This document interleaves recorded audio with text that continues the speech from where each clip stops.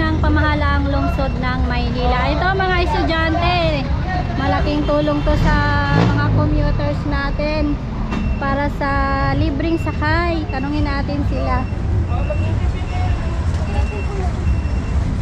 Hello mga ma'am, kamusta po ma'am? Ano pong mensahe nyo sa ating mahal na mayor na meron pong libreng sakay? Thank you po. Nakatipid na kayo sa pamasahe, no? Ayan, sakay po kayo sa ayan, libre lang yan. Oh, ayan, libreng sakay. Ano kami? Ayun Mga estudyante. Ilan po? Sakay po.